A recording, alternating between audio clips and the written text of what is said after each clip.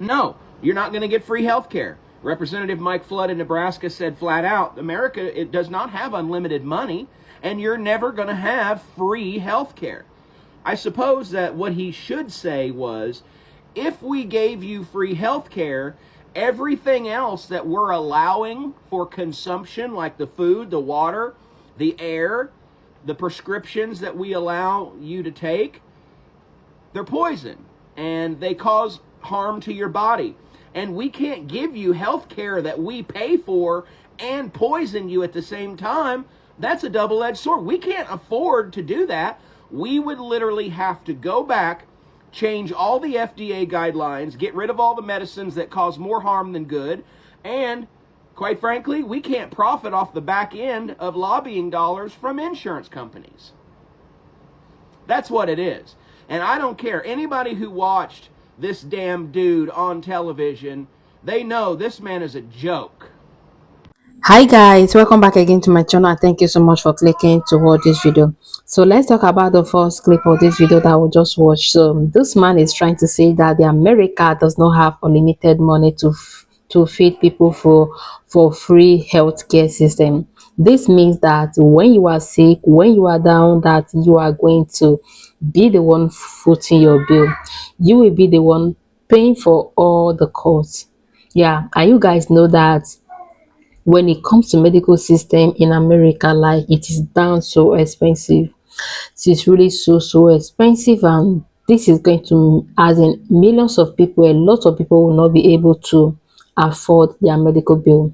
There was this video I posted yesterday where this man was begging the government, begging Trump administration to help him with, I think that $30,000, because his husband was having a stage 4 cancer, and if that money is not being raised, what happens to the man? This is why I told you guys that the rich people have nothing to lose, or they have nothing to worry in this present administration. But what about the poor people? What about the average people? Where the hell are they going to get money from whenever they are sick, or whenever their kids is sick? Oh my goodness, I can't make this up. I can't actually believe that some of you voted for this. Well guys, welcome back again to another episode, and thank you so much for clicking to watch this video. So you watch the mini clip of this video and let me know what you think about them in the comment section, and I will be coming back with more commentaries. I'm recognizing that there's a lot that people don't know about DC, and especially in this time with this federal takeover, here's some information that y'all really need to know. Let's start with the fact that DC is not a state, which was actually established by the Constitution. Because it is a district, we are under the federal jurisdiction of the United States Congress. Washington, D.C. has no representation in the Senate. And if you are a Washington, D.C. resident, you pay some of the highest federal taxes in the nation, which means that D.C. residents also have no say in who is appointed to federal positions, like the president's cabinet or people who are appointed to be U.S. ambassadors in international countries. D.C. residents have no voice in who's appointed as federal judges on benches, nor has any voice about who's appointed in the Supreme Court. This is where you may have heard the saying, or maybe have seen it on a Washington, D.C. license plate: no taxation without representation. Because the government levies taxes on DC residents, but does not give them a voice when it comes to representation in government. Another fun fact that you should know about DC is that DC residents could not vote in elections before 1961. Yes, that includes for president, vice president, House of Representatives, and the Senate. And this was because of the Electoral College. So let's break this down. The number of electoral votes each state gets depends on how many members of the Senate and the House that they have. But DC isn't a state. So again, it has no voting representatives in Congress. So the 23rd Amendment that was passed in 1961 gave DC a small number of electoral votes to allow DC residents to actually vote in elections. And the last thing that I've seen on the internet that I recognize people did not know is that DC does not have a governor. Again, because DC is not a state, but DC has a mayor, and the mayor is the chief executive. The mayor enforces the law in DC, prepares the annual budget, approves or vetoes bills from the city council. And the mayor of DC also ensures, or is supposed to ensure, public safety with control over the police department and the fire department. DC residents can elect the mayor and the city council as a result of the Home Rule Act. However, as you all have seen, the President of the United States can deploy the National Guard and assume control over the Metropolitan Police Department for emergencies and for a limited time. So hopefully this gives y'all a much better understanding of the District of Columbia and why it is that residents have been fighting for years for statehood. So I just got off CNN. They had me on to talk about the Anchorage summit, obviously, but they also had me on to talk about Trump's takeover of DC, and I'm really glad they did, because to me the way they talked about it was so very much the problem with how the media has covered Trump from the jump, which is this idea, oh, okay, well, you know, there is crime in DC. Is this the best way for dealing with it? Luckily, Jeff Zeleny, who was hosting today, asked, you know, is this really about fighting crime? Is this, you know, what does this, Julia, remind you of? Knowing what I was going to say, given my background. We talked about the governors of South Carolina and West Virginia and some other Republican states sending National Guard troops to DC, which, by the way, is outside my window and is just absolutely lovely and fine. There's nothing wrong with DC, okay? This is not about crime in DC. There is crime in West Virginia. There's crime in South Carolina. There's crime everywhere there's humans. That's just how it works. And this is not about crime. This is about the fact that, one, DC has always hated Trump. In 2016, 96% of DC voted for Hillary Clinton against Trump. The figures were similar in 2020 and 2024. The city hates Trump, and he has hated it back and has wanted to break its back from the very beginning. That's one of the things that this is about. The second thing this is about is obviously manufacturing a crisis in order to seize more power for himself. So if it wasn't big balls, it would have been something else. This is like the Reichstag fire. This is like in 1938 when a Jewish man killed the Nazi ambassador to Paris, and the Nazi Party used this as the justification to carry out Kristallnacht, which was the massive looting, destroying Jewish businesses, beating up Jews, arresting Jews. And if that guy hadn't killed the German ambassador to France, guess what? Something else would have happened, or they would have manufactured a crisis to do that. Same thing here. If it wasn't big balls getting beaten up in DC, it would have been something else, okay? The third thing is that this is just another example of Trump's culture war as policy. This is about the MAGA movement villainizing cities, in part because they are Democratic strongholds, in part because they are racially diverse, because gay people live here, because trans people live here, and because the people who live here largely support those things and choose to live in environments that are cosmopolitan and globalist. And so much about the MAGA movement has been about vilifying cities and being scared of them, and about all these scary things that happen here. And you know, as opposed to small town rural America, try that in a small town bullshit, right? About how much better life there is where men are men and women are women and women stay home and the men are in charge, right? It reminds me of, every year I go to the Munich Security Conference, and the first time I went, I got in a day early to get over the jet lag, help myself adjust, etc. before the conference started, so I wasn't just completely cracked out on jet lag and flying the first day. And I used that extra day that I had to go to the Nazi Museum in Munich. Munich was where the Nazi Party got its start. It was where the original Nazi headquarters were. They were destroyed in World War II, and in that spot they built a museum dedicated to documenting how the Nazis came to power and how they got such popular support. As you can imagine, it is pretty terrifying given the parallels, the way that the rich people in Germany, the business elite, were like, we're scared of socialism, so we're going to support this guy Hitler because at least he'll protect our property rights. But the thing in that museum that really reminds me of this is the way that Hitler and the National Social Democratic Party, the Nazi party based in Bavaria in southern rural conservative Germany, vilified Berlin and used Berlin as this boogeyman for everything they hated and wanted to change about Germany. Berlin, of course, was heavily Jewish, was very cosmopolitan, very thriving art scene. A lot of socialists were hanging out in Berlin, right?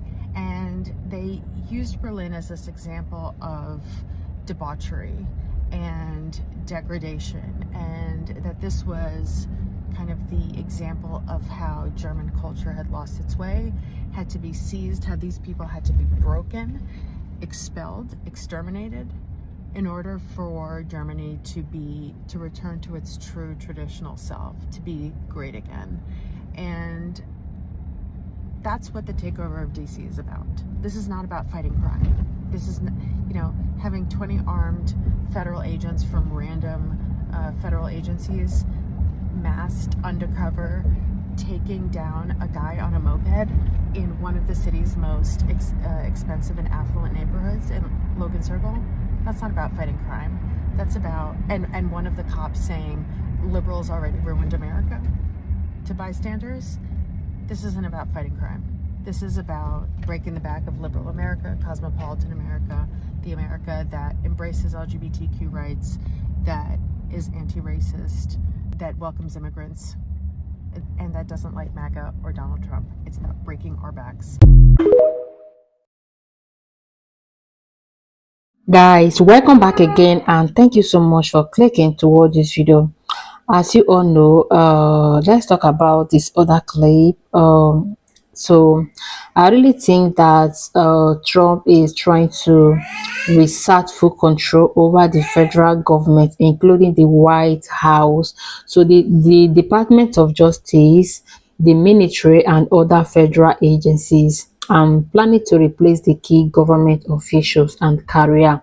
So the civil servants with loyalists, people who will follow his orders without question, and seeking to undo policies from the Biden administration, especially around the immigration, climate change, the healthcare, and etc. So in the sense, taking over the DC. So I think this just means like returning to power and reshaping the government in his image. So including some legal scholars and former officials worry that Trump wants more than just a second term, and they believe he is preparing to. Guys, there was this video that I stumbled on, and the man was saying that Trump 2028, and I was like, what are you even saying? Trump 2028? Trump has not even spent 1 year in the office, and people are panicking, people are so worried, people are so, in fact, people are already getting tired, and you are here shouting Trump 2028. And guys, even if Trump decides to run another tenure, do you guys know that the MAGAs will still choose him? The MAGAs will still vote him. Despite all the things that they have been through, they will still vote him. Trust me, guys. So now Melania Trump is suing my man's Hunter the Rock Biden. She's saying that his claims of her meeting Trump through Jeffrey Epstein are false. And Hunter Biden said, I'm not the one or the two. He throws shade like a real housewife. He said, if you and that knock-kneed ass orange bitch want to do a deposition and explain the true nature of y'all's and Jeffrey Epstein relationship, I'd be more than happy to allow you the platform to do so. He ate. And in other news of white men who aged well, Gavin Newsom is responding to Trump's claims of saying he's going to defund California. He said, Donnie, I know you're not that good at math, but California's a donor state. We provide more money to the federal government than the federal government provides to us. So if you defund us, we're just going to hold our bread. He also ate. They said the only thing Gavin Newsom hates more than homeless people is the Republican Party. Hilarious.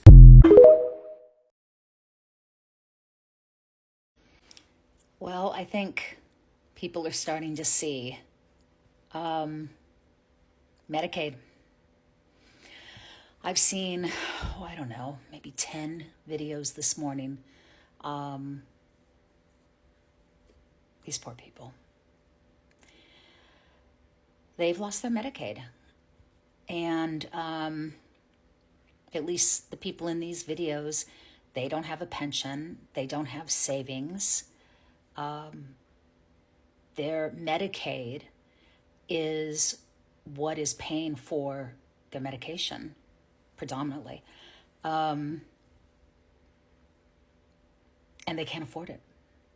There was one gentleman that is on 23, I think he said, medications. Some basically, in his words, to sustain his life. And he can't afford them. And as I listened to these videos, I thought, God, like, how did we get here? That we are now taking benefits away from people. How did we get here? How did people vote for this? There were a couple Republicans on these videos, and they seemed absolutely shocked that they suddenly didn't have Medicaid. It was kind of like we thought Democrats were lying, and now we know they weren't. And just the vibe was, they were shocked. They were absolutely shocked. The others were Democrats, and they knew what was coming down the pipeline, didn't expect it so fast, I think. And, how do you have time to prepare for something, even if you know that it's coming, when you don't have the funds? They don't have the funds. And I feel so bad for these people. There's just, I don't have it in me to kind of go, at least in this moment, to go, like, we told you so. I've had moments of that, but we told you.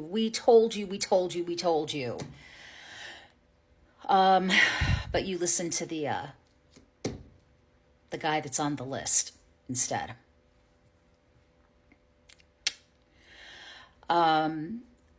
It's heartbreaking. This one gentleman had to choose what he could afford, and he could only afford 7 of his 23 medications. Now, if you're in your 60s or older and you're on certain medications, normally, they're medications you absolutely need. So like thyroid, maybe, high blood pressure would be one. Your insulin. So, and there's a long list. You guys can chime in with the other things that require consistent medicine. This is medicine. And I don't see the pharmaceutical companies stepping up to, lower prices or do anything. It's not going to happen. So what's going to happen to these people? Is this one person going to die because he can't get all of his meds? Or is he going to opt not to eat so he can buy his meds? I mean, these are real situations that people are finding themselves in now. And it makes me feel so grateful because, my husband was a firefighter. And so he has a pension. And I worked in medicine. And so, we have our retirement. We're okay. Thank goodness. There are a whole lot of people that are not, and there are even more that are about to find out they're not. And what's that going to create? We know that MAGA tends to blame the Democrats for everything. Like, we're always to blame. How are they going to blame us for this? We don't have any power right now in the current administration. Yet. So they can't blame us. There's only, they can only blame Republicans. They can only blame the GOP for what's happening. I'm sure many of you saw that town hall with Mike Flood in Nebraska. And thank goodness the people are like rising up finally and calling these representatives and these senators out. He basically talked to these people who are my age and older. I'm going to be 60 this year, like they were babies, like they were little children. It was so disrespectful. And then he basically shouted, nobody gets free health care. So nonchalantly. He gets free health care because we pay for it. I think he forgot that. These people on the Hill do not care about us. They just don't. And something's got to give because people are going to start dying.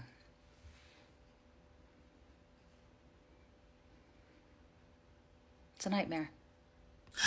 You guys, like in recent months ago, the major changes and cuts to Medicaid and Medicare have left millions of America without a coverage or without a risk of losing access to vital health services. And this is not what most people thought they were voting for, but it is the reality. So many are now facing the Medicaid rollbacks. And Medicaid is the government health insurance program for low-income individuals and families, children, pregnant women, and people with disability. So the senior needing long-term care. But recently, due to policy changes pushed by right-wing lawmakers and Trump-aligned leadership, many states, especially the conservative ones, began cutting back Medicaid enrollment, including ending the automatic renewal of coverage, adding paperwork and work requirements which many people couldn't complete or did not know about, kicking people off the program for minor errors or delay. And millions of people lost Medicaid coverage in 2024 and 2025, including children, elderly people, and people with chronic illness. Some families were dropped from the system without even being notified in time. So many are now unable to afford their doctor's visits, prescription and surgeries or even emergency care. So the Medicaid is healthcare insurance, right?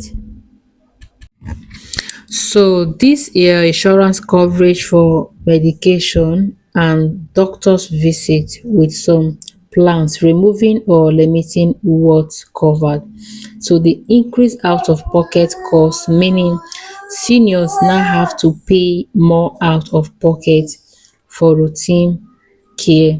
Cut to Medicaid Advantages plan, which many seniors uses for expanded benefit. So I think these changes are part of a broader push by some politicians to privatize the Medicaid or reduce federal health care spending often in the. Yeah, so I used to tell you guys before that the rich people has nothing to lose in this present day. Whenever they are sick, whenever they want to go for surgery, X-ray, they have the money to pay for their medical bill. But what about you that is a poor man, a poor woman? Like, how are you going to afford to live? How are you going to afford the money? The money for your healthcare system whenever the need arises, like I can't make up this, guys. So thank you so much for watching this video and let me know what to think about them in the comment section.